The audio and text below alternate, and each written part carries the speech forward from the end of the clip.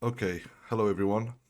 Today I want to talk a little bit about my experience in the Ukraine. I was there for about 11 days visiting. I entered the country through the west, through the Polish border, and we drove with a bus.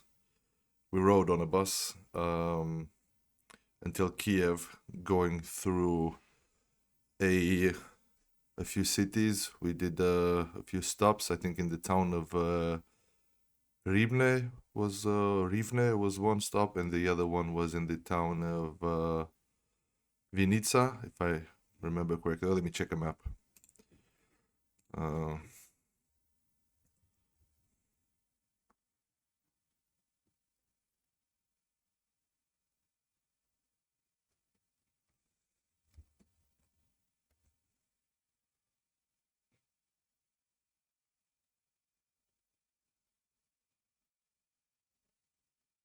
no, Zhitomir. Yeah, so we went through the cities of Rivne and then Zhitomir and then Kiev. Um,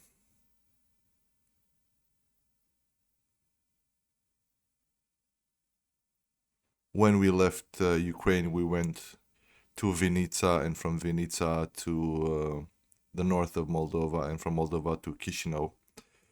Um, but I want to say a few words about what I saw there and things that impressed upon me.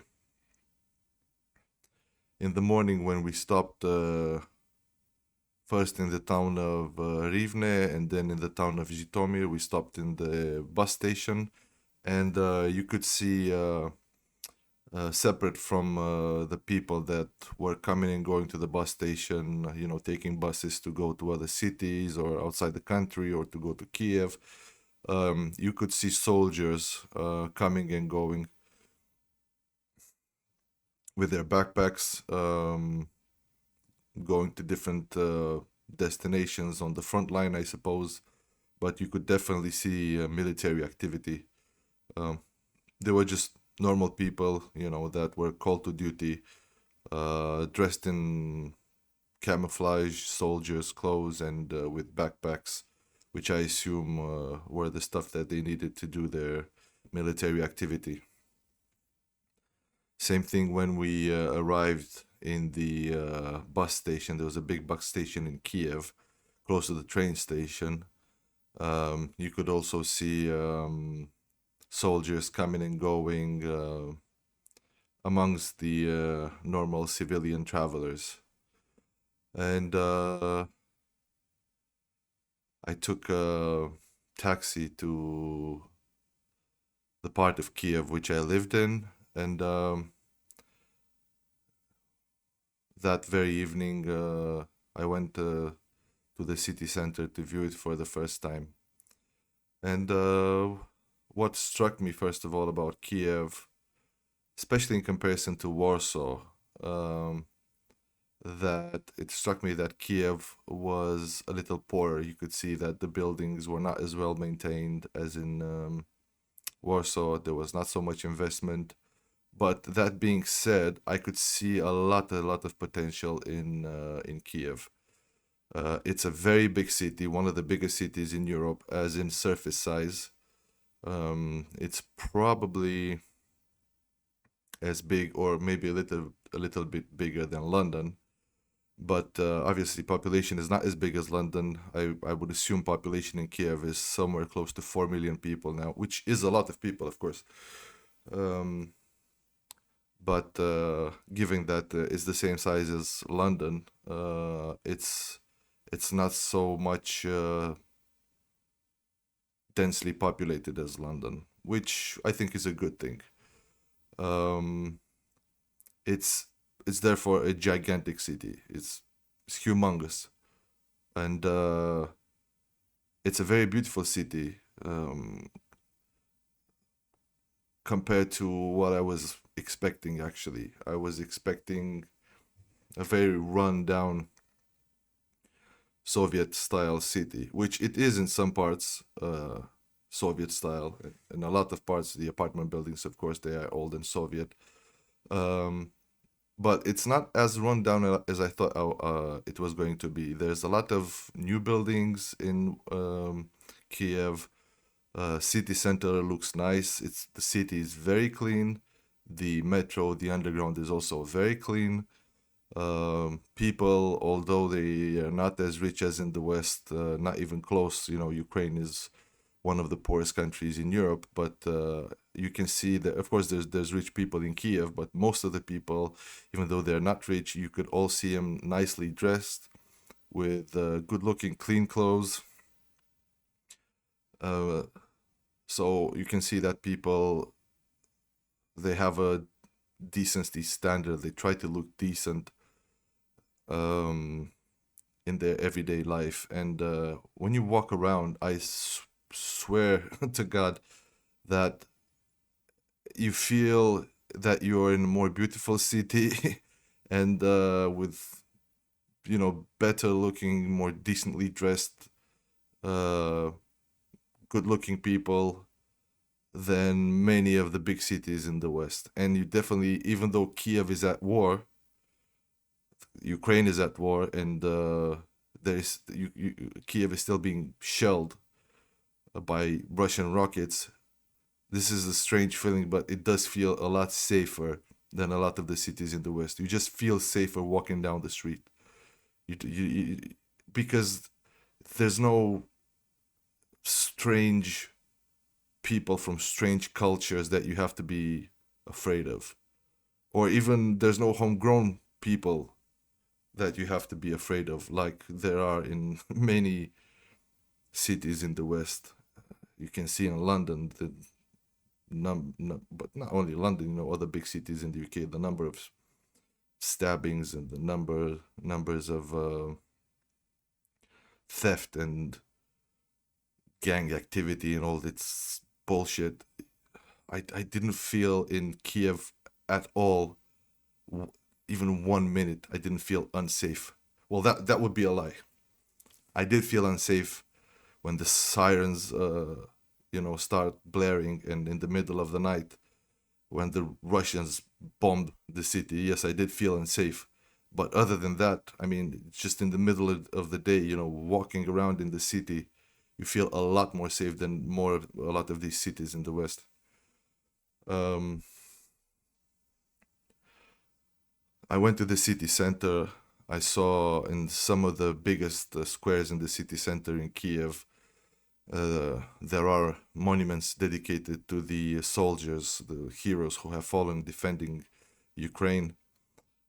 In the Maidan Square, there's thousands of little Ukrainian flags which symbolize the death of every soldier. And you see a lot of photos of them, and it's really tragic and really sad.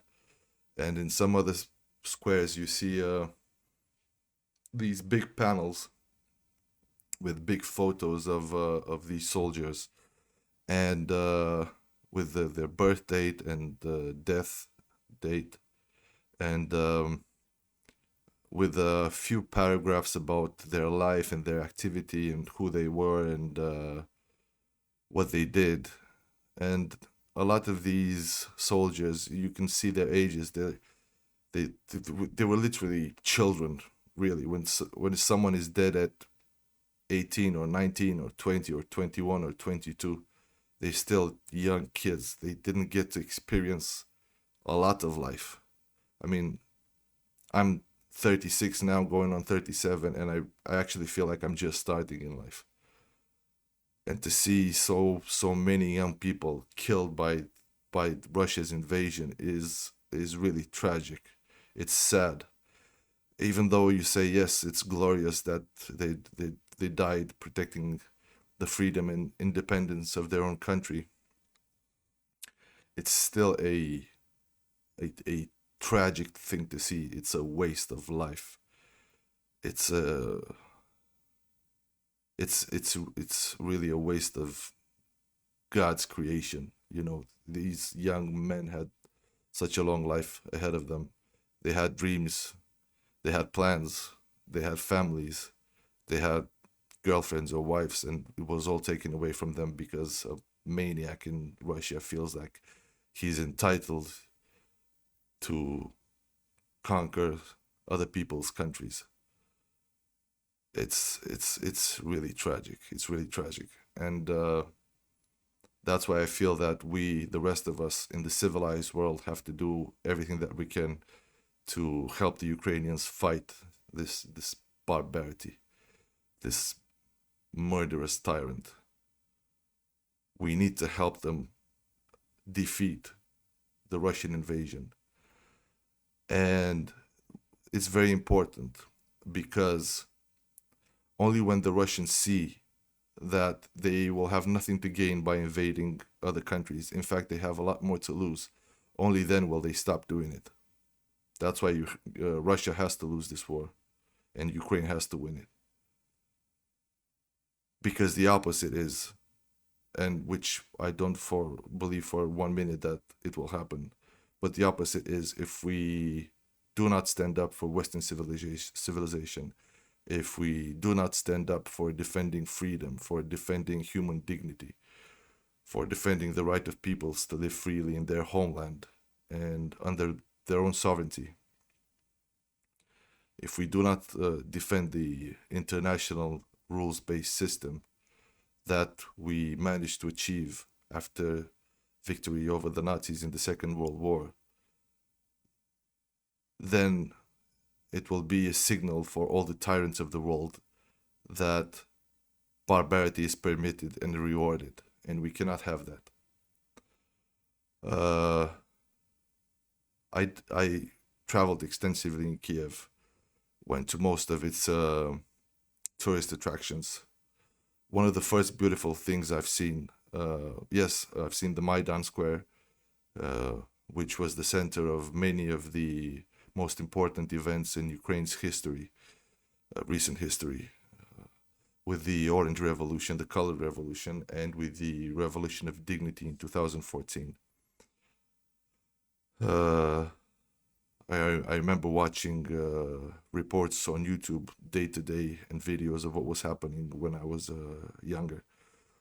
So in 2013, 2014, so about 11 years ago, when I was in my mid-20s, I was watching the developments of what was happening in Ukraine that winter and spring 2013, 2014.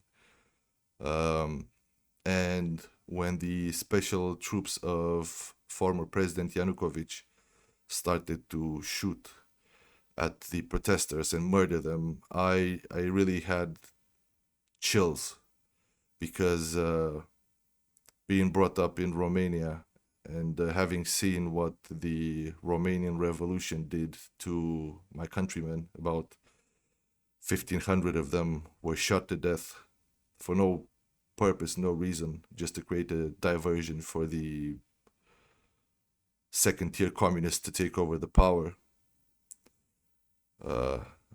I thought that these were things that were relegated to the dustbin of history. But apparently, the dustbin of history spilled over in Ukraine in 2014. And these powerful murderers in the government shot their own people. Not long after that, we know that Yanukovych fled the country, and the Ukrainian people got back their independence from a Russian puppet president. But also we know that that tragic year is when Crimea was stolen from Ukraine, and also the Donbass was attacked by Russian forces disguised as rebels. So yeah, there's a lot of history in Maidan Square. And a short walk from the Maidan Square is one of the most beautiful places in Kiev, in my opinion.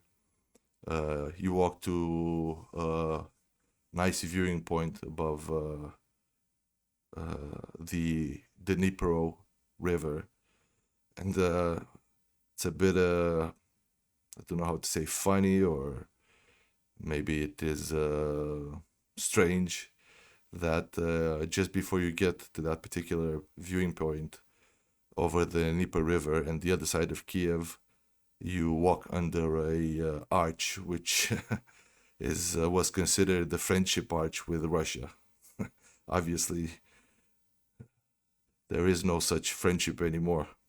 I doubt there really ever was, because Russia doesn't see other countries around it as friends or partners, but as servants. And if the countries around Russia don't do what Russia wants, Russia takes violent action in most cases.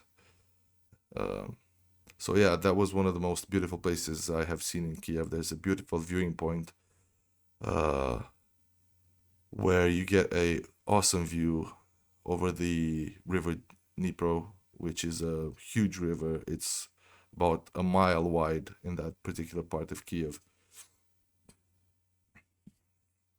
And from there, you can see to the north uh, the a view above the city, uh, all the way to the horizon, and you can do this. You can see the same on the eastern side, the eastern part of the city, and you can look up and down the river, so north to south, and just down under you is the waterfront where there's a big road and there's people walking, and there's about 7, 8 bridges visible from that point across the Dnipro River, and they're just stunning. It's just beautiful. It's just so beautiful. It's probably one of the most beautiful cities that I have seen in Europe, and I've seen quite a few. So there's there's a lot of potential in Kiev, and just seeing this big difference between Warsaw and Kiev in development, when in a lot of other ways these cities are very similar. Huh? They both have a Slavic population of around 4 million. Um,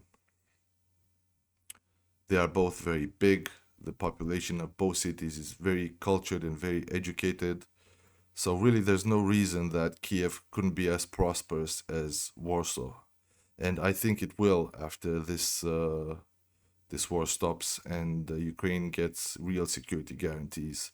I think there will be a lot of growth in Ukraine and in Kiev in particular, um, because Ukraine has a lot of things that could go up in value, assets of the country that could go up in value, only if the country was secure from external threats.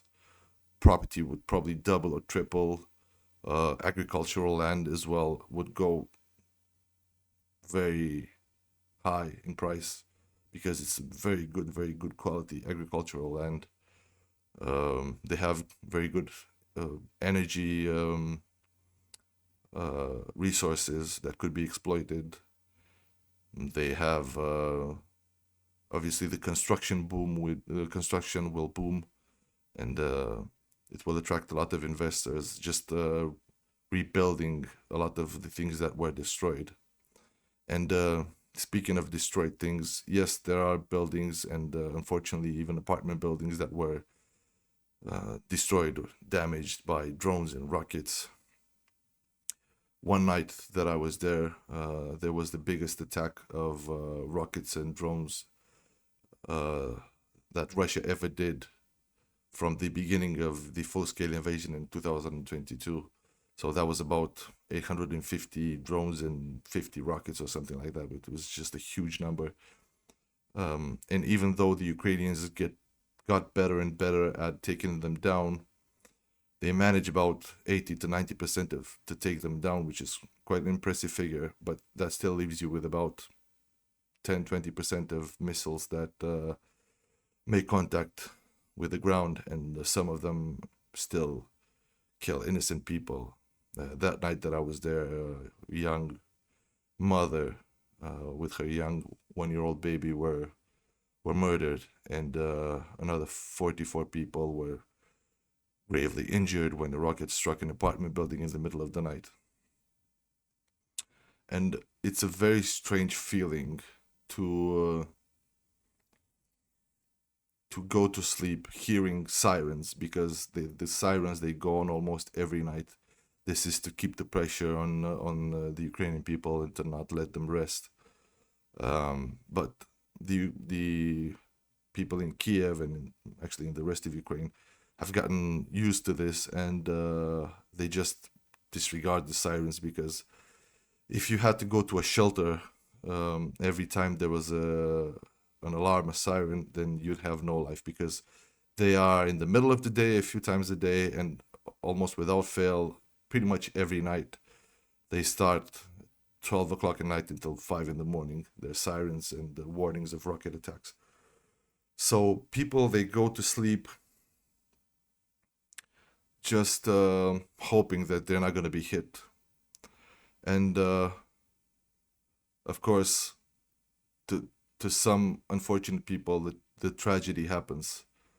Uh, it's a really, it's kind of a surreal feeling to hear these sirens, to try to go to sleep, to get some hours rest until the next morning, and to wake up to the news that you were spared but others were killed. Yeah, and to get about your day, go on about your day, just trying to ignore that. It's really, really very strange and very sad. And it feels very unjust. And,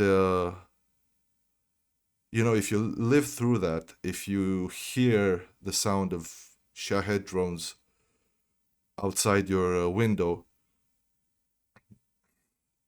and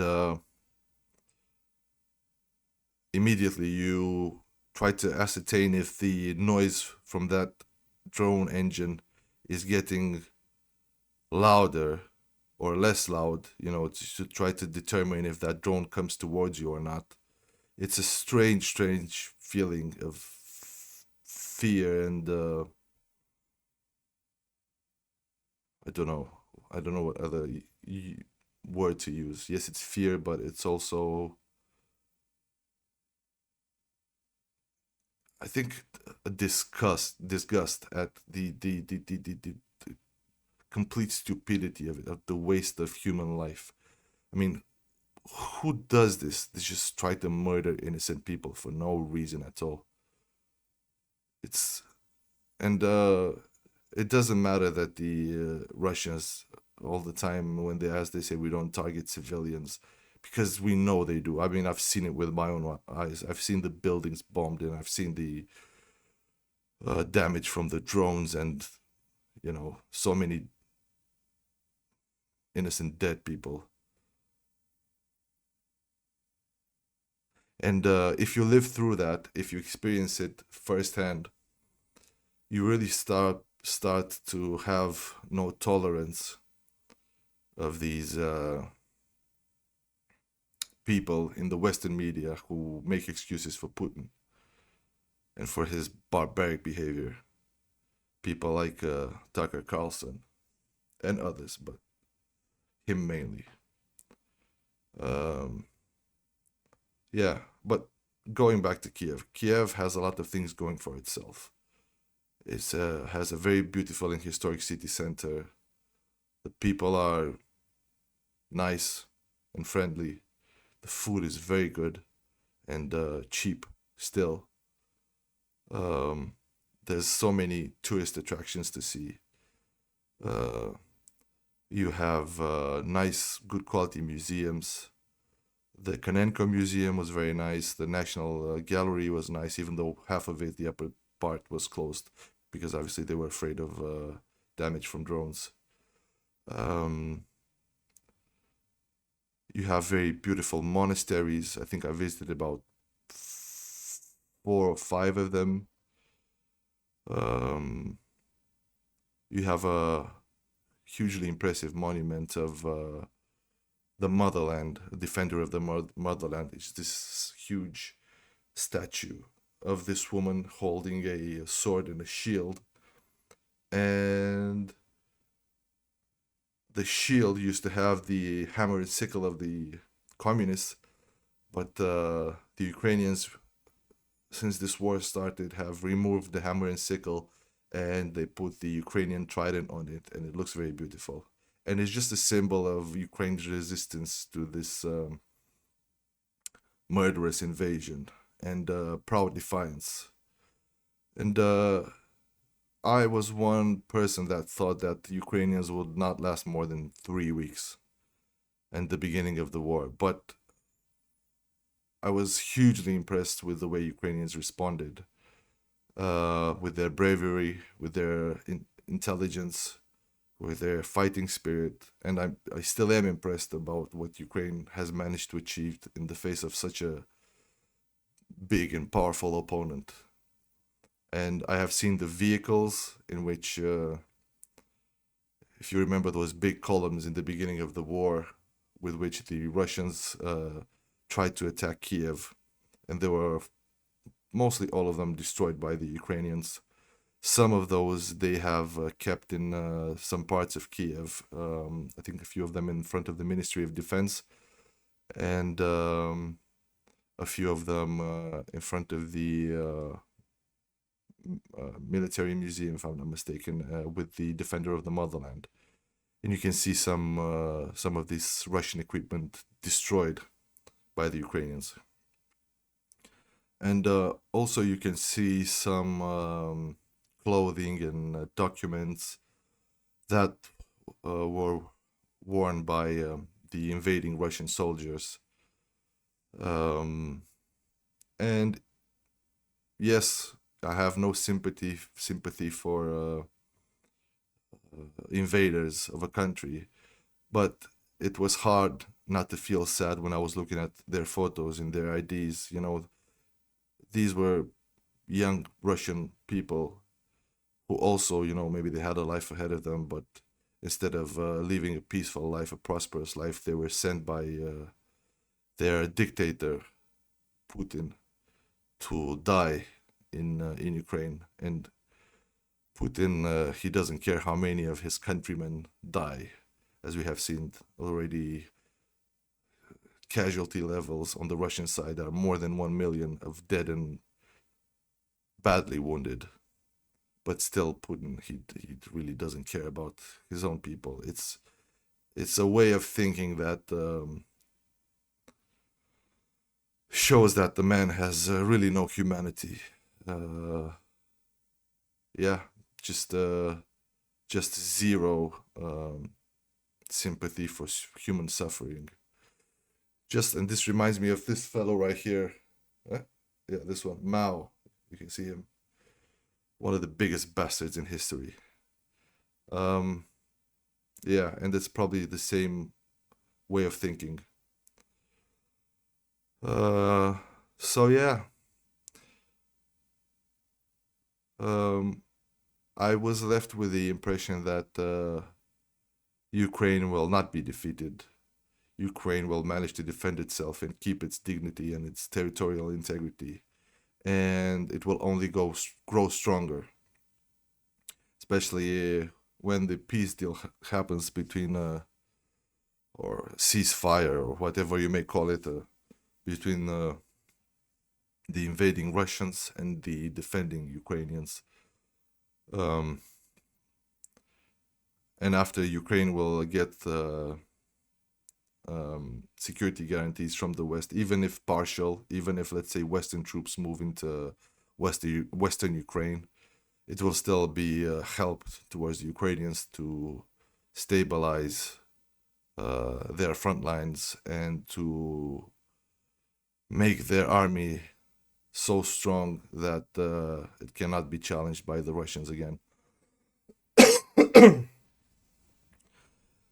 Even if it is challenged, the Russians will suffer such immense casualties that whatever they will try will have no effect. And I see this as the beginning of the end of the Putin regime. Don't know how much it will take. Maybe 1 year, maybe 2, maybe 5. uh, maybe a bit longer than that. But I don't think after this catastrophe for Putin, and it is a catastrophe, um, that his regime will last forever.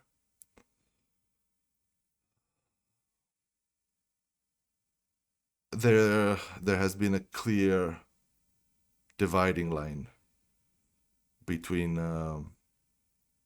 the friends of freedom and democracy and the friends of dictators and tyranny.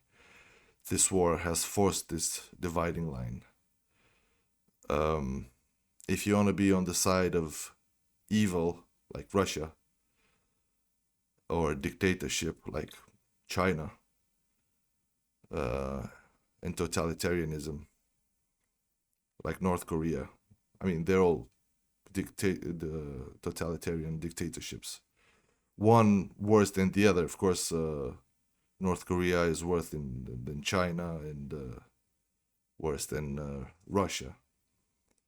But we have to make a clear difference between us in the West and the civilized world that have good principles, good humanistic values, good liberal values that make our societies better and worth living in.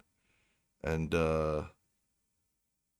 we have to separate ourselves from enemies of our culture, from the enemies of our culture. And in as much as we have